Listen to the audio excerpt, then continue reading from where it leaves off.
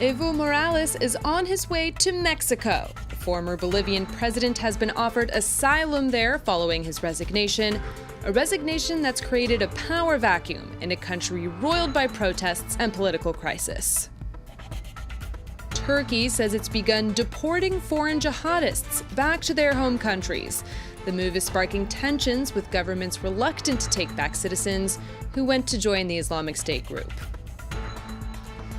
And European leaders say they're alarmed by Iran's decision to accelerate uranium enrichment. This after the UN nuclear watchdog said it detected uranium particles at an undeclared site in Iran. Hi, and thanks for joining us here on the program. I'm Claire Rush. Our top story at this hour: the former president of Bolivia, Evo Morales, is on his way to Mexico, where he's been offered asylum. Morales, who had been South America's longest-serving leader, stepped down on Sunday following a disputed poll that sparked weeks of protests across the country. The opposition has called for fresh elections in a bid to quell the unrest, as Thomas Waterhouse reports. The barricades are still going up in La Paz, but these ones were erected to protect rather than defy, as residents race to secure their homes ahead of this. Fresh clashes broke out in Bolivia's capital a day after the country's first indigenous president announced that he was standing down after 14 years. Those who are against Evo Morales faced off against those who support him in a city now rife with fear. People arming themselves with sticks and rocks. We heard explosions going off. At night, we couldn't sleep, and we started to guard our homes. But the man who narrowly lost out to Morales in last month's presidential election says the recent unrest is in no way a putsch. There has been no coup d'etat, but a legitimate and massive citizen mobilization, a genuine Bolivian democratic spring. Meanwhile, the woman who's constitutionally in line to temporarily fill Morales' boots made a tearful plea outside Congress on Monday as she called for the violence to end and for democracy to triumph. We are going to call elections with people of proven character.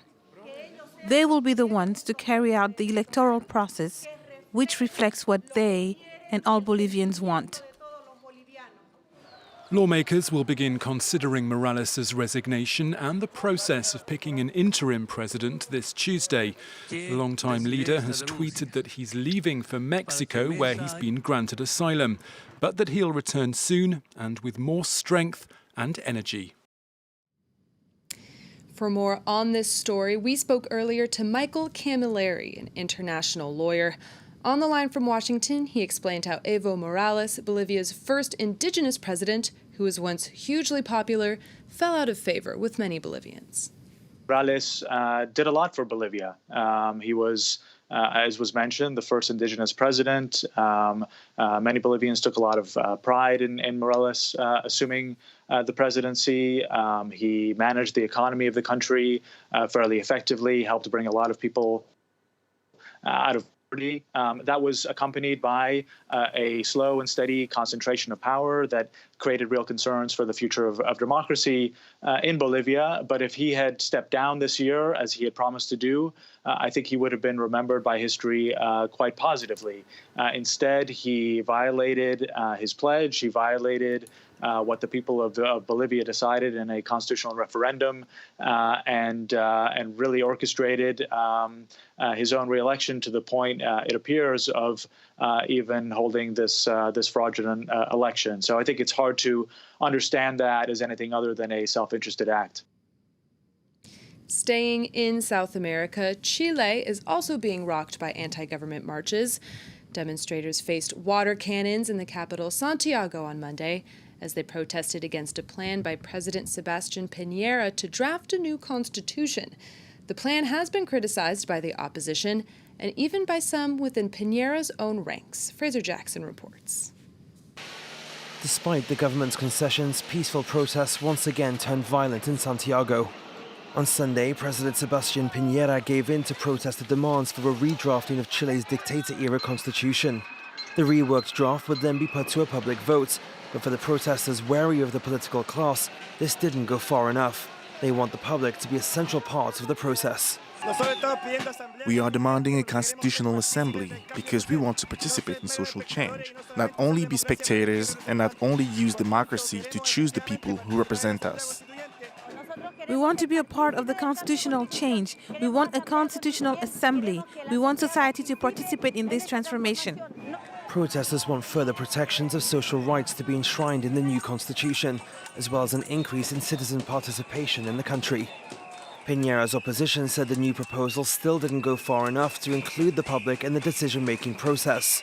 They're calling for a referendum so that the people can determine the mechanism for drafting the new constitution. The government's current plan will create a constituent congress.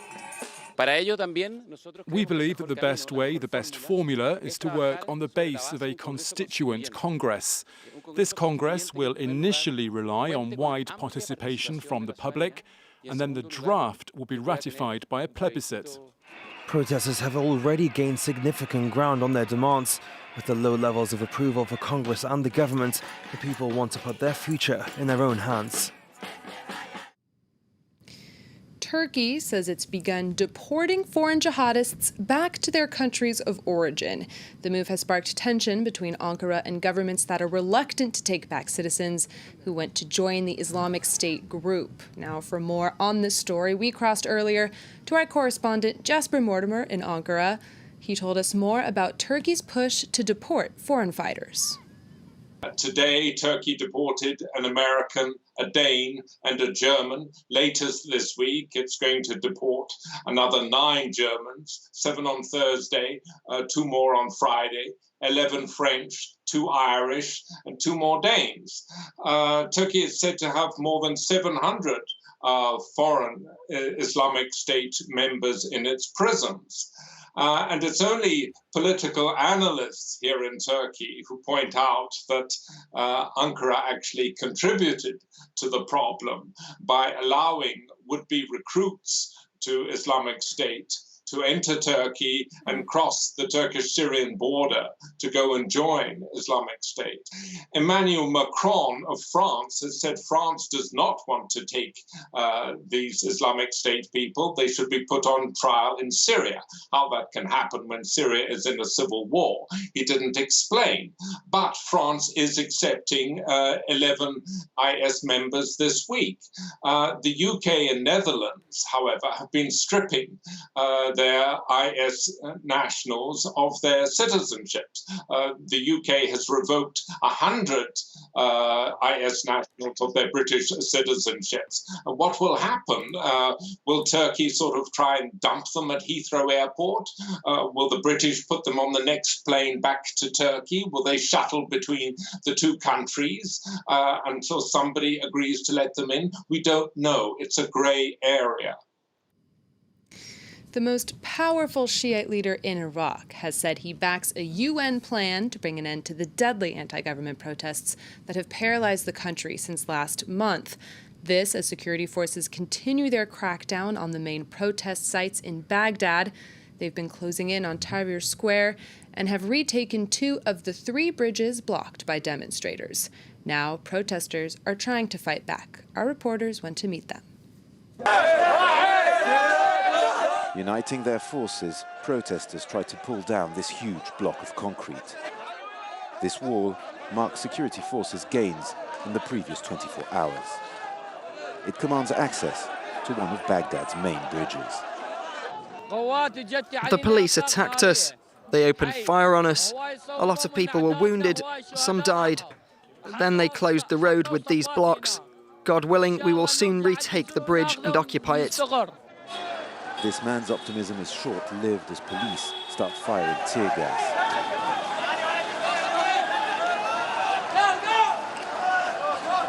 Despite the setback, protesters remain determined and refuse to be accused of looting. We have a right to cross these bridges, and I swear that we're not interested in money or embassies. We just want to topple the government.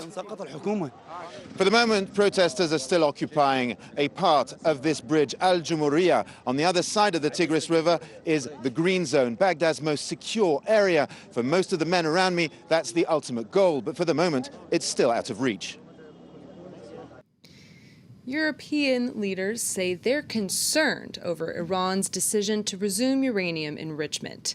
This after the International Atomic Energy Agency said in its latest report that it detected uranium particles at an undeclared site in Iran. Luke Schrago takes a closer look at the agency's report. Enrichment levels of 4.5%.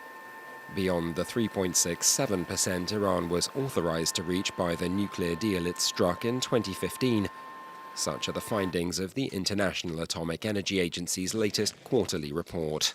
I have just informed the IAEA Board of Governors about the resumption of uranium enrichment at Fordo. Iran's president announced the information himself last week, and the enrichment level is still far below the 90% considered necessary to develop a nuclear weapon. However, the IAEA report did put forward the detection of uranium in a site undeclared to the agency, and the installation of more sophisticated centrifuges. Violations of the previous nuclear deal that European governments find of deep concern. We want to maintain the JCPOA, but Iran has to finally return to its commitments and respect them. Otherwise, we are ready to use all mechanisms that are included in the agreement. Among those mechanisms, an end to reduced sanctions that have long targeted Iran. Ever since the United States pulled out of the deal in May last year, reimposing its own sanctions, Iran has sought to reduce its own commitments, aiming to pile pressure on Europe to keep its promises, namely in terms of compensation for the US measures. 2 speeding trains collided in Bangladesh on Tuesday, killing at least 15 people and injuring scores more, according to local officials. A train heading to the southern port city of Chittagong ran into a train bound for Dhaka at around 3 a.m. local time. The deadly collision occurred roughly 100 kilometers east of the capital. The government has ordered an investigation to find out why 2 trains going opposite directions were on the same track. Riot police in Hong Kong fired tear gas and rubber bullets at a university campus this Tuesday. This just one day after one of the most violent days the city has seen since mass protests erupted more than 5 months ago. On Monday, a police officer shot and critically injured a pro-democracy protester. And in another incident, demonstrators set a pro-Beijing supporter on fire. Meanwhile, the U.S. has urged China to honor its one country, two systems mandate regarding Hong Kong, which gives the territory a higher degree of autonomy than the mainland. And finally, Australia is dealing with the worst fires it's seen in years. There's been so much damage from the deadly blazes in both New South Wales and Queensland that the smoke from the fires has drifted 1,500 kilometers across the ocean to the French overseas territory of New Caledonia, much to residents' concern. Luke Schrago reports. Sunrise over New Caledonia in the South Pacific on Monday, and alarmed residents discovered a hazy veil had fallen over the French collectivity, one that had drifted 1,500 kilometers. I went out for a walk and I noticed you couldn't see very far. It was really misty. I saw the moon was red and that there was some sort of fog everywhere. I thought it could be the fires in Australia. Further west across the Pacific, parts of eastern Australia have been ablaze for weeks, with deadly bushfires razing swathes of New South Wales and Queensland. Thousands have had to flee and hundreds of properties have been lost to the flames, leading local authorities to declare a state of emergency early on Monday. We as a government will be providing every financial and operational level of support to the Rural Fire Service to get us through what potentially could be the most dangerous bushfire week this nation has ever seen. It may have taken several days, but prevailing winds finally pushed the smoke further east across the Coral Sea towards New Caledonia. There's a first wave that came over towards southwest New Caledonia overnight and in the morning. And there's another zone that will be hit during the night, which will last for Tuesday and maybe even Wednesday too. As fine dust and smoke settled over capital Noumea, local authorities were keeping a watchful eye on things. According to an air quality watchdog, the smoke isn't toxic, though anyone with health issues was warned to stay indoors and avoid heavy activity. That's all from me for now, but stay tuned to France 24. There's more news and analysis coming up next.